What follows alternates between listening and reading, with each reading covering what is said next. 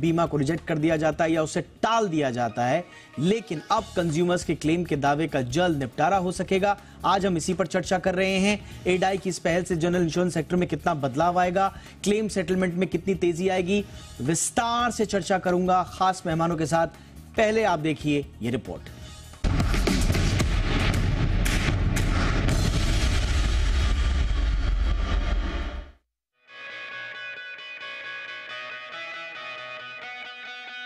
ऐसा आमतौर पर देखा जाता है कि जनरल इंश्योरेंस के तहत जब आप अपनी गाड़ी, किसी सामान, हेल्थ या घर का बीमा कराते हैं तो एजेंट महज आधे घंटे में बीमा प्रोसेस को पूरा कर देता है। लेकिन जब वही ग्राहक बीमा क्लेम के लिए आवेदन करता है तो उसका प्रोसेस बीच में ही अटक जाता है। बीमा कंपनियां कई बार कागजों की कमी दिखाकर क्लेम को रिजेक्ट कर देती हैं। लेकिन insurance regulatory and development authority of India यानी IRDAI ने जनरल इंश्योरेंस सेक्टर को कंज्यूमर फ्रेंडली बनाने के लिए एक मास्टर सर्कुलर जारी किया है, जिसके मुताबिक बीमा कंपनियां अगर क्लेम के आवेदन में कागजों को लेकर कोई खामी पाती है तो वो क्लेम को सीधे तौर पर रिजेक्ट नहीं कर सकती। साथ ही IRDAI ने जनरल इंश्योरेंस सेक्टर में क्लेम सेटलमेंट की प्रोसेस को आसान बनाने के लिए GIC के टेक्नोलॉजी बेस्ड निवारण पर जोर दिया है और कहा है कि 24 घंटे के अंदर बीमा कंपनियां क्लेम को लेकर सर्वेयर नियुक्त करें और 15 दिन में सर्वेयर अपनी रिपोर्ट कंपनी को सौंपे। वहीं IRDAI ने बीमा कंपनी को रिपोर्ट सौंपे जाने के 7 दिन के अंदर क्लेम के निपटारे पर जोर दिया है। जाहिर है इससे क्लेम के निपटारे में तेजी आएगी। क्लेम सेटलमेंट को सुविधाजनक बनाने के लिए IRDAI ने ये भी साफ किया है कि बीमा कंपनियां क्लेम के दौरान केवल जरूरी दस्तावेजों की मांग करें। इससे ग्राहकों को केवल उन दस्तावेजों को जमा करना होगा जो क्लेम के निपटान के लिए जरूरी होगा। इसमें claim form, driving licence, permit, fitness certificate, FIR, untraced report, fire brigade report, postmortem report और रिपेयर बिल जैसे दस्तावेज जरूरी होंगे। IRDAI की इस पहल से बीमा कंपनियों और ग्राहक दोनों को कागजी प्रोसेस में आसानी होगी। एक आंकड़े के मुताबिक कारोबारी साल 2024 में मोटर क्लेम के रिजेक्ट होने की जो बड़ी वजह रही, उनमें 25% मामले ओल्ड डैमेज के रहे, जबकि पॉलिसी लेते समय गलत जानकारी देने के चलते 40% क्लेम के दौरान झूठी जानकारी देने के चलते 20%, बगैर बीमा कंपनी को बताए वाहन रिपेयर कराने के चलते 10% और अमान्य ड्राइविंग लाइसेंस के चलते 5% लोगों का क्लेम रिजेक्ट हो जाता है। वही हेल्थ सेगमेंट की बात करें तो क्लेम संबंधी कागज नहीं जमा कर पाने और पॉलिसी के नियम कायदे के खिलाफ क्लेम करने के चलते 35% लोगों का क्लेम रिजेक्ट हो जाता है। वही पहले से चली आ रही बीमारी की जानकारी पॉलिसी लेते समय नहीं साझा करने के चलते 15% और फर्जी क्लेम लेने के चलते 15% लोगों का क्लेम रिजेक्ट हो जाता है। IRDAI ने ये भी साफ किया है कि रिटेल कस्टमर बीमाकर्ता को सूचित करके किसी भी समय अपनी पॉलिसी रद्द करा सकता है। वही बीमाकर्ता को पॉलिसी रद्द करने का तभी अधिकार होगा जब उसे कंज्यूमर की ओर से फ्रॉड और झूठी जानकारी दी गई हो। वही पॉलिसी रद्द होने की स्थिति में पॉलिसी जितने दिन की बची रहेगी उतने दिन का प्रीमियम बीमा कंपनी को वापस देना होगा। जाहिर है IRDAI के सर्कुलर को जनरल इंश्योरेंस में सुधारों और सरलीकरण के तौर पर देखा जा रहा है। ब्यूरो रिपोर्ट, जी मीडिया। बहुत ही खास मेहमान इस चर्चा के लिए मेरे साथ जुड़ चुके हैं। स्वागत करते हैं नीलेश साठे जी का, पूर्व मेंबर है एडाई के। बहुत बहुत स्वागत है नीलेश सर आपका हमारे शो पर। हमारे साथ हैं दीपक योहानन, CEO हैं myinsuranceClub.com के। बहुत बहुत स्वागत है दीपक आपका हमारे शो पर। और हमारे साथ हैं आशुतोष श्रीवास्तव, जाने माने एडवोकेट हैं सुप्रीम कोर्ट के। बहुत बहुत स्वागत है आशुतोष आपका भी। साठे सर, चर्चा की शुरुआत आपसे, और इनफैक्ट बीच बीच में आपसे इस मसले पर बातचीत होती रहती है, लेकिन आज स्पेसिफिकली हम ये कागज नहीं दिखाएंगे तो क्लेम कैसे पाएंगे पर चर्चा कर रहे हैं। कहां सर दिक्कतें आती हैं? क्योंकि इसमें देखिए कुछ वाजिब दिक्कतें इंश्योरेंस कंपनीज की भी होती हैं जो उनकी अपने वाजिब वजह हैं जिसकी वजह से वो थोड़ा दिक्कतें करते हैं, और कई बार अननेसेसरी डिले भी हो जाता है। आप बेहतर पॉइंट ऑफ व्यू से हमें बता पाएंगे कि ये प्रॉब्लम आती क्यों है सर बुनियादी रूप से?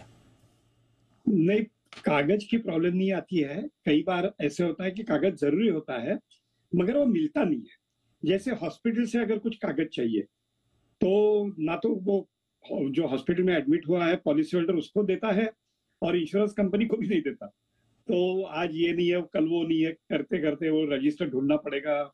तो कई बार ऐसे होता है कि कागज जरूरी होते हैं मगर उपलब्ध नहीं होते।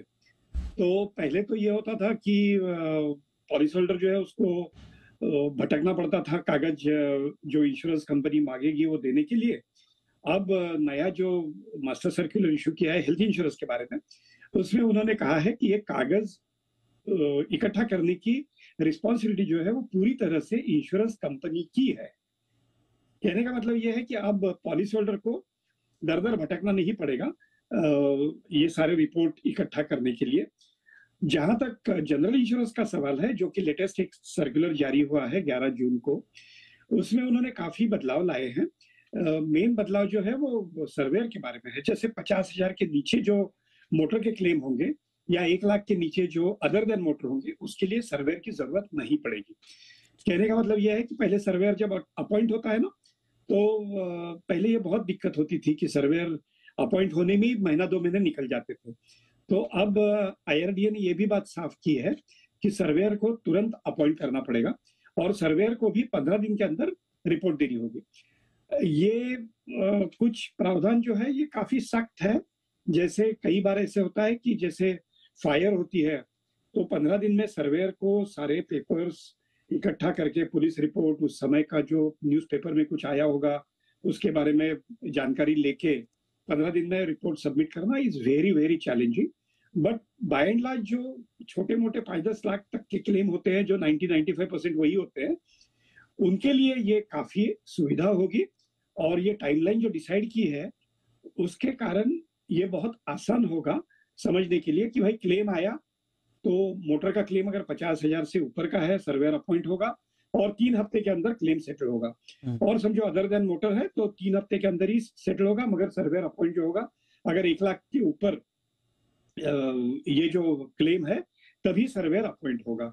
तो ये काफी अच्छे बदलाव है, इसमें कोई दो राय नहीं है। और जनरल इंश्योरेंस काउंसिल पे एक रिस्पॉन्सिबिलिटी डाली गई है कि वो डिजिटल एक प्लेटफॉर्म तैयार करे। उसके लिए 31 अक्टूबर तक की सीमा मर्यादा दी हुई है और जिसमें सर्वेयर रैंडमली अपॉइंट किए जा सकते हैं, ताकि अभी ये ना हो कि भाई किसी को फेवर किया या जानबूझ के ये जो सर्वेयर है ये बड़ा लिबरल है या बड़ा स्ट्रिक्ट है तो इसी को दिया, ये नहीं होना चाहिए।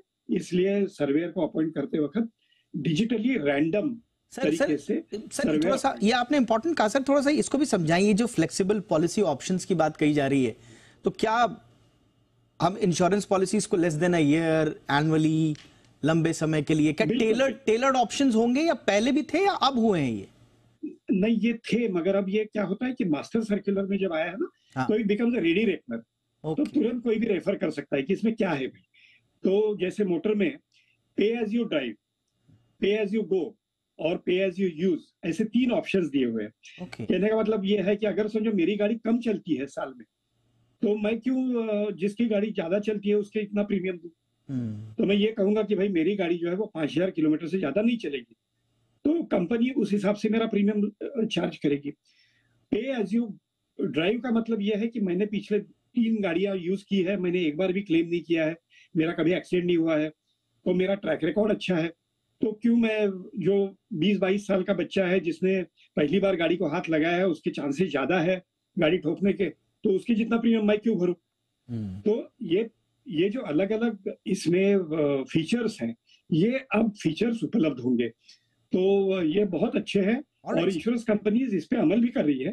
कई इंश्योरेंस कंपनीज ने इस तरीके की पॉलिसीज भी निकाली है। बिल्कुल। अब देखिए, अगर वाकई में इसको हेल्दी वे में लेकर अच्छे से इंप्लीमेंट कर दिया जाए, मुझे लगता है कि इंश्योरेंस सेक्टर के लिए इससे बड़ा मोमेंट कोई नहीं होगा कि आगे ये कंज्यूमर के लिए भी और इंश्योरेंस कंपनी के लिए बहुत अच्छा मौका है। ये इसको अच्छे से बस इंप्लीमेंट कर दें, जो हुआ सो हुआ, आगे चल के सीख मिली और एक गाइडेंस अब आ गई है IRDAI की। इन गाइडेंस का सही से अगर पालन हो जाए तो बहुत अच्छा हो जाएगा। दीपक जी, एक आपसे मैं आपका अनुभव वही पूछना चाहूंगा, क्योंकि कागज पे हम ज्यादा आज फोकस कर रहे हैं। बहुत सारे दर्शकों का हमें ये मेल भी आ रहे थे, SMS भी आ रहे थे, व्हाट्सएप भी आ रहे थे कि साहब बात बात पे कागज बोल के अटका देते हैं। तो ये अब IRDAI का ये जो गाइडेंस डॉक्यूमेंट इसे हम कह सकते हैं, इसमें किस तरह की बात इसमें कही गई है और क्या क्या क्लैरिटी आएगी अब? तो मेरे हिसाब से इड्डा ने इंश्योरेंस कंपनी को कागज मांगने से नहीं रोका है। वो कागज मांग सकते हैं, बट सही कागज सही टाइम पे मांगने के लिए कहा गया है। अच्छा। तो अगर आप पॉलिसी आज बेच रहे हो तो जितने अंडरराइटिंग रिलेटेड डॉक्यूमेंट्स आपको आज चाहिए वो आज आप मांगिए और उसके बाद ही आप पॉलिसी इश्यू करिए। जब क्लेम का वक्त आया है तो सिर्फ क्लेम रिलेटेड डॉक्यूमेंट मांगिए, तब जाके जो आपको अंडरराइटिंग रिलेटेड डॉक्यूमेंट्स पहले जो आपको देखने चाहिए थे तब आप मत मांगिए, ये कहा गया है। बट क्लेम के रिलेटेड आपको जो भी डॉक्यूमेंट्स चाहिए आप क्लेम के टाइम मांग सकते हैं। अब जब आप कोई कंज्यूमर है उसको बिना सोचे समझे आप पॉलिसी बेच देते हो, उसके बाद जब क्लेम आते हो तब जाके आप पुराना कहानी पूरा पूछते हो और तब रिजेक्ट करते हो। इस बात पे बंदी लगाई गई। आपने बहुत अच्छे से सिंप्लीफाई करके बताया। मैं चाहूंगा दर्शकों के लिए एक एग्जांपल भी दे दें ताकि उनको और अच्छे से समझ में आ जाए। तो एक सिंपल एग्जांपल मैं दे रहा हूं कि आपको अगर एड्रेस प्रूफ पॉलिसी बेचते वक्त लेना चाहिए था, अब तब लीजिए। जब एक्सीडेंट हो गया है तब पॉलिसी होल्डर का एड्रेस से कोई लेना देना है नहीं, तो तब आप मेरिट्स ऑफ द क्लेम पर आप करिए और क्लेम रिलेटेड जो डॉक्यूमेंट्स चाहिए वो आप, ना कि उसको आपने एड्रेस बदला है वो अपडेट नहीं किया है उस पर आप क्लेम रिजेक्ट करते हो टेक्निकल ग्राउंड्स। क्लेम के मेरिट्स पे नहीं आप रिजेक्ट कर रहे हो, आप टेक्निकल ग्राउंड्स की वो डॉक्यूमेंट्स जो आपको पहले लेने चाहिए थे वो नहीं लिया, अभी आप मांग रहे हो, अभी मैं इसके बेसिस पे रिजेक्ट कर। ये किया गया विच इज सही बात है कि आप अभी क्लेम आया तो आप क्लेम रिलेटेड डॉक्यूमेंट्स मांगिए, न कि जो डॉक्यूमेंट्स आपको पहले मंगाने चाहिए। ये देखिए ये कितना इंपॉर्टेंट है लोगों के लिए समझना कि आप जितने नेसेसरी डॉक्यूमेंट्स अंडरराइटिंग प्रोसेस के दौरान आपको चाहिए आप उतना ले लीजिए, लेकिन अब जब जरूरत है क्लेम सेटलमेंट के वक्त सिर्फ रेलेवेंट डॉक्यूमेंट रिलेटेड ही मांगिए आप। ये कितनी बड़ी बात है, क्योंकि इसमें मुझे लगता है कि थोड़ा सा मैं यहाँ पे बेनिफिट ऑफ डाउट जो है इंश्योरेंस कंपनीज और एजेंट्स को भी देना चाहूंगा, क्योंकि उनको खुद नहीं मालूम होता है। उनको लगता है कि साहब सारे डॉक्यूमेंट जब तक हमने चेक नहीं किए तो आगे जाके फंस जाएगा।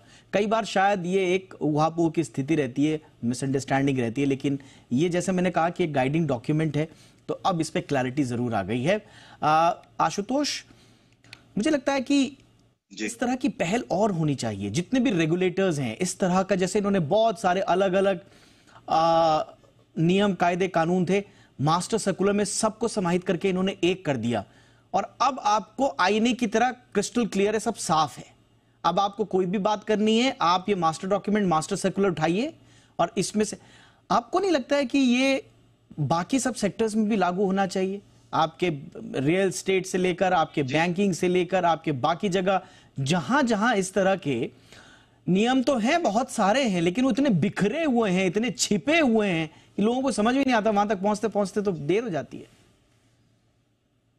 देखिए बहुत सारे अलग अलग जो क्षेत्र हैं उसमें ऑब्वियसली जो रेगुलेटर्स हैं वो बनाए गए भी हैं, और देखा जाए तो पहले IRDA भी तो नहीं होता था, ये 99 में जो है इसको लाया गया और टाइम टू टाइम इसमें अमेंड भी किया गया। और जहां तक देखिए अगर मैं इंश्योरेंस क्लेम्स की अगर बात करूं तो इसमें देखिए जो रेगुलेशन लाया गया, जैसे 64 UM जो सेक्शन है ऑलरेडी इंश्योरेंस एक्ट 1938 में, वो कहता है कि विद इन 72 आवर्स जो है सर्वेयर को अपॉइंट करना है किसी भी क्लेम के आने के बाद। बट ये होता नहीं था, काफी टाइम लगता था सर्वेयर को अपॉइंट होने में। अब देखिए कि इस तरीके के मामले जहाँ पे जेन्युइन क्लेम्स जो हैं वो जब रिजेक्ट हो जाते हैं तो लोगों को कोर्ट जाना पड़ता है और जो है कंज्यूमर कोर्ट जाते हैं। अभी देखिए रिसेंटली जो है नेशनल कंज्यूमर जो है उसने भी ये बात कहा कि भाई जब आप मेडिकल इंश्योरेंस ले रहे हैं, आप कर रहे हैं हेल्थ इंश्योरेंस किसी का, आपने उसका जो है पूरा हेल्थ चेकअप करवा लिया, सारा उसका डॉक्टर का रिपोर्ट मंगवा लिया, फिर आपने जो है जाकर के उसको पॉलिसी इश्यू करके दिया। अब जब क्लेम आता है तब आप कहते हैं कि नहीं आपने तो ये चीज डिस्क्लोज नहीं किया, आपको ये डिजीज था वो डिस्क्लोज नहीं किया। तो ऐसे इस तरीके के मामले में फिर वो उसका जो है टेस्ट कराने की फिर जरूरत क्या थी? तो ऐसे मामलों में बहुत सारे डायरेक्टिव्स जो है जैसे नेशनल कंज्यूमर ने दिया, या फिर मान लीजिए सुप्रीम कोर्ट ने भी कहा कि जिस कारण से जो आपने रीजन दिया है क्लेम रिप्यूडिएट करने का, उस समय आपने जो लेटर जो दिया पॉलिसी होल्डर को, अब आप जब कोर्ट में जा रहे हैं तो आप नया रीजन लेकर के आ रहे हैं, तो ये एडमिसिबल नहीं है, क्योंकि इसका मतलब है कि आपका इंटेंट जो है वो सही नहीं है, वो आपका इंटेंट जो है जेन्युइन क्लेम को सेटल करने का नहीं है, ये इंटेंट नहीं होना चाहिए। देखिए दोनों तरफ है, पॉलिसी होल्डर भी जो है उसका क्लेम बिल्कुल जेन्युइन होना चाहिए, गलत क्लेम्स भी आते हैं, ये भी बात है, लेकिन इसका मतलब ये नहीं है कि इंश्योरेंस कंपनी एक हर जेन्युइन पर्सन जो क्लेम करता है उसको उसी कैटेगरी में ट्रीट किया जाए। तो और इसके अलावा भी देखिए हमारे पास कितने सारे देखिए मुझे कैशलेस लगता है फैसिलिटीज जो लाए मुझे गए मुझे लगता है ये आज मेरा के। पर्सनल ऑब्जर्वेशन हो सकता है, लेकिन मुझे लगता है कि अगर किसी को फर्जी क्लेम करना है ना, तो वो अपने कागज पक्के रखेगा, वो उसके कागज बिल्कुल चकाचक होंगे, उसमें कोई दिक्कत नहीं जी होगी, सारे कागज वो बना के देखिए रखेगा। देखिए हंसते इसमें बेचारे वो हैं नहीं, इसमें जो, एक बात और हाँ है कि जी इसमें देखिए एक और है कि जो सर्वेयर जो अपॉइंट होते हैं, जो मुझे लगता है कि जो उनका रिपोर्ट है उसी के बेस पर इंश्योरेंस कंपनी जो है क्लेम्स को सेटल करती है या नहीं करती है। हम्म, तो ये भी देखना पड़ेगा इंश्योरेंस कंपनी को भी कि वो जब सर्वेयर को अपॉइंट करती है तो सर्वेयर जो है वो दोनों साइड को लेकर के चले और एक रिपोर्ट वो उस तरीके से बनाए जो जो कि जो है दोनों के हित में हो। ऐसा नहीं, देखिए बहुत सारे क्लेम आते हैं, अभी जैसे गाड़ियां हैं, एक्सीडेंट हो गया, आजकल सब महंगी गाड़ियां होती हैं। अब मान लीजिए छोटा एक्सीडेंट हो गया, 2 लाख 3 लाख का क्लेम आ गया, अब वो सर्वेयर जो है रिपोर्ट बना के देगा कि नहीं इसमें तो जो है 25,000 ही मिलेगा क्लेम, 50,000 ही क्लेम मिलेगा, ये तो इसमें कट हो गया, ये तो उसमें कट हो गया, ये हो गया। तो फिर पॉलिसी होल्डर जो है वो एक तरह से ठगा हुआ महसूस करता है, उसको लगता है कि भाई ये फिर हम्म, मैंने पॉलिसी लेने की जरूरत क्या थी।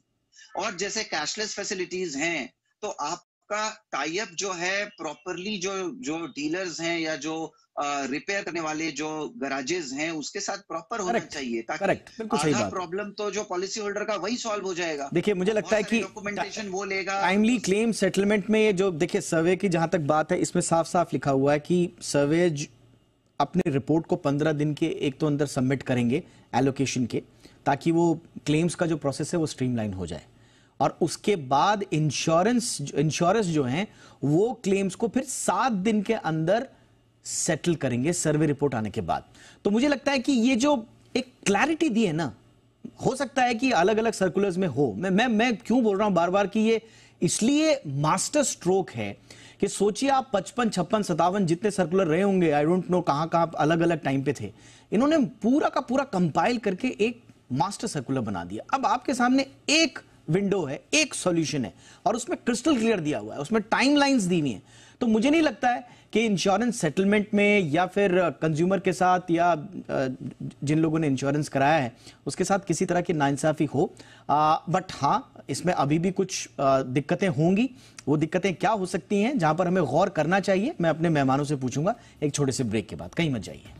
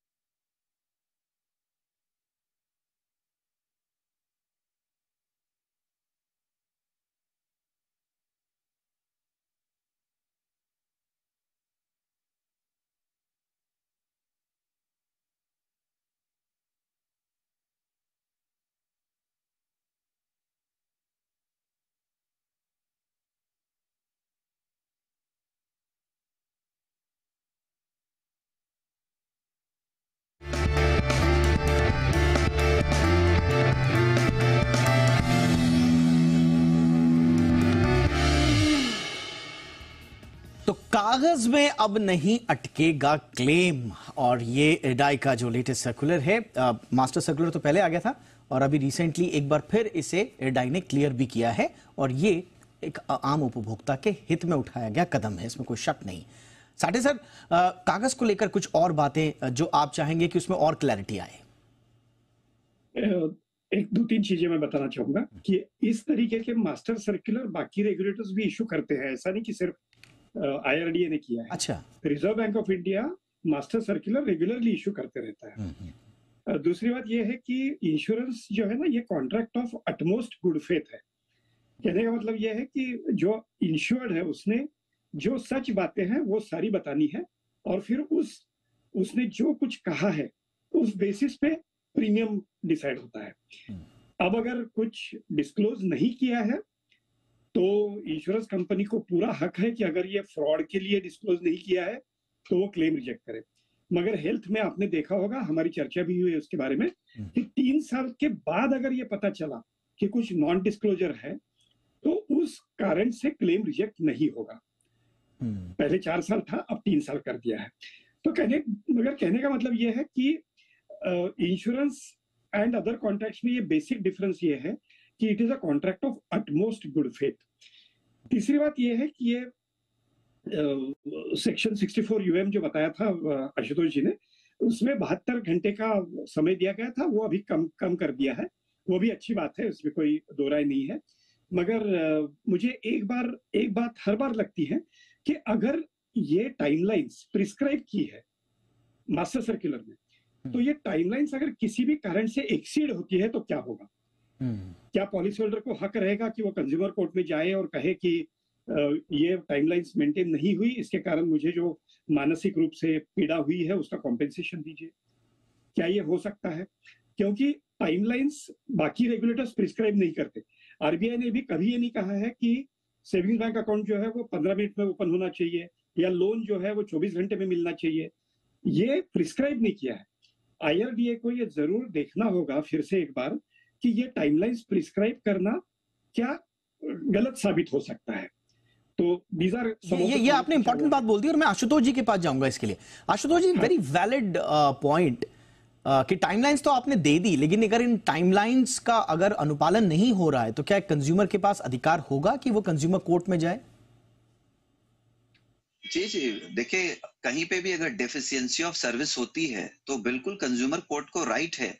और डेफिशिएंसी ऑफ सर्विस जो है, जब ऑलरेडी लॉ डिफाइंड है और लॉ के हिसाब से अगर सर्विसेज नहीं मिल रहे हैं कंज्यूमर को, तो बिल्कुल कंज्यूमर कोर्ट को बिल्कुल पावर है अपने हिसाब से वो जो है कॉम्पनसेशन दे सकता है कि कितने का क्या क्वांटम में लॉस हुआ होगा फाइनेंशियली, उसको कैसे कॉम्पनसेट किया जा सकता है, बिल्कुल कर सकता है।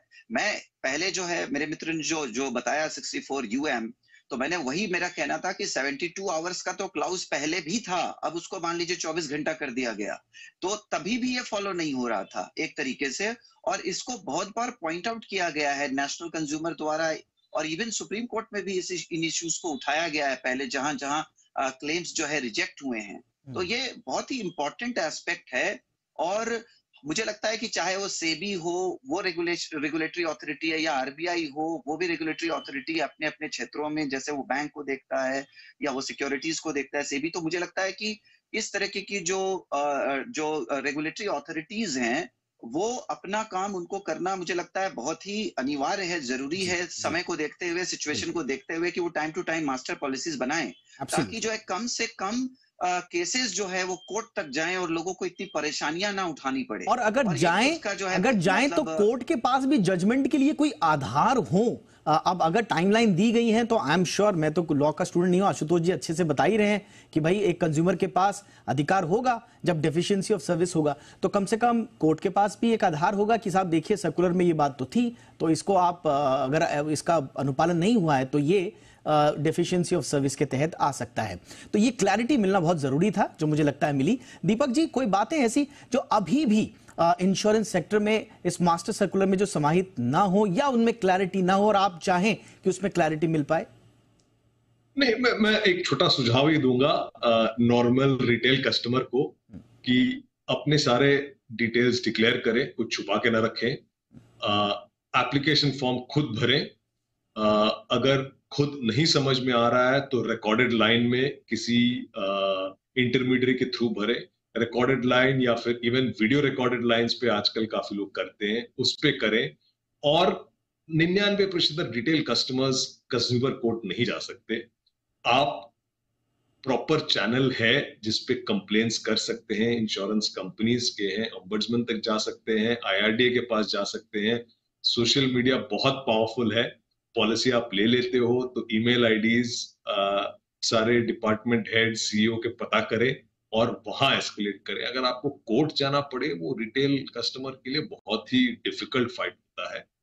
तो यही मेरा सुझाव रहेगा रिटेल कस्टमर। नहीं, बिल्कुल आपने अच्छा सुझाव दिया कि अपनी तरफ से, और जैसा साठे साहब ने भी कहा कि ये देखिए, सच तो अपनी तरफ से आपको बोलना पड़ेगा। अगर आप कुछ छुपा रहे हैं तो अननेसेसरी आपको प्रॉब्लम तो होगी ही। हाँ, आपने सच बोला है और उसके बावजूद अगर आपको क्लेम नहीं मिल रहा है तो उसके लिए इडाई बैठा है, सारे के सारे रेगुलेटर्स बैठे हैं, पूरा एक प्रोसेस है। तो इस तरह से मुझे लगता है कि क्लेम सेटलमेंट का मसला अपनी परिणति तक बहुत ही आसानी से आ सकता है यदि क्लैरिटी हर तरफ हो। ये मास्टर सर्कुलर एक क्लैरिटी का एक बहुत बड़ा माध्यम बनकर उभरा है। उम्मीद करते हैं इसे हर स्टेक होल्डर अपनी तरफ से पूरा इंप्लीमेंट करेगा। बहुत बहुत शुक्रिया वक्त निकालने के लिए Nilesh Sathe sir, Deepak Yohanand sir, Ashutosh Srivastava ji. Thank you so much आप तीनों का। आपकी खबर आपका फायदा में इतना ही। इजाजत दें, नमस्कार।